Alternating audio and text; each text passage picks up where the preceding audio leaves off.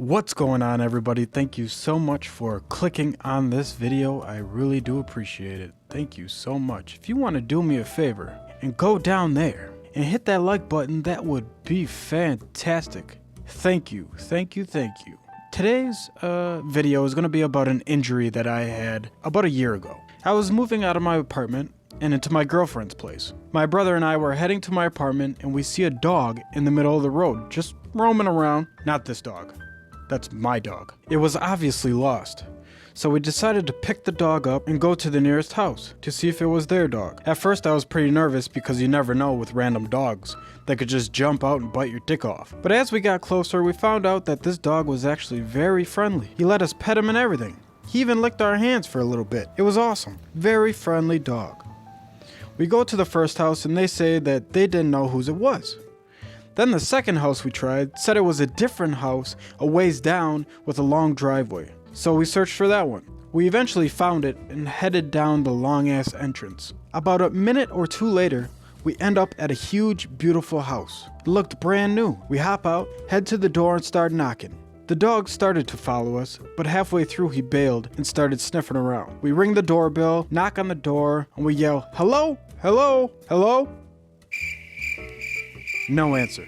So we ended up calling the police because we just didn't want to ditch the dog. That's called not having a soul. The police picked up and they asked us where we found the dog and what location we were at, along with 87,000 other questions that had nothing to do with anything. We said we didn't know the owner of the dog, and it was at this point that the smart dispatch lady asked, "Well, is there a collar on the dog? Maybe it has some information on it." Oh my god.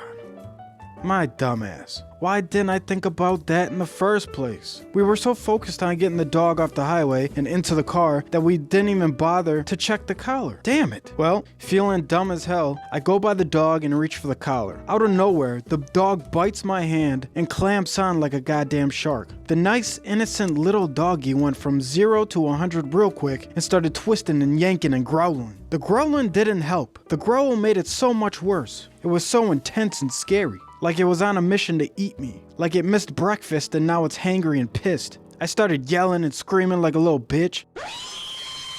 And all this time I was on the phone with this dispatch lady. I can't imagine what she was listening to. I bet deep down inside she was laughing hard as hell, but had to keep it professional on the phone. To be honest, if I was in her situation, I'd probably be laughing my ass off. So good for her, for keeping all that inside. Anyway, the dog finally let go and my hand started pouring out blood. It looked like a goddamn faucet, like Niagara Falls on my arm. I tell the lady that I'm bleeding real bad and she needs to get someone out here ASAP, son. My brother ended up going to the car halfway through this shit show and was in there laughing the whole time. I asked him why didn't he help me and he says, I thought you were just playing with him. Wow.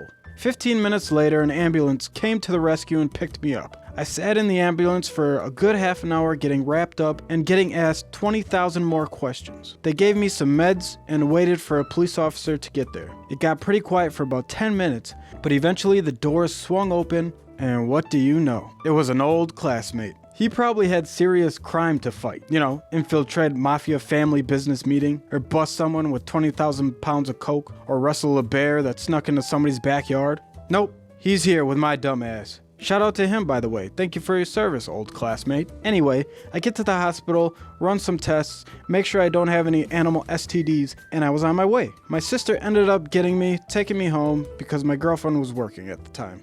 After all of this buffoonery, I find out that this dog belonged to a high school teacher. Figure that one out. Yeah, it was good times. Well, that was the story of my dumbest injury yet. So, hope you enjoyed it. Again, if you want to subscribe, go ahead and click that button. If you want to like, go ahead and click that button. I appreciate you watching. Thank you. Goodbye.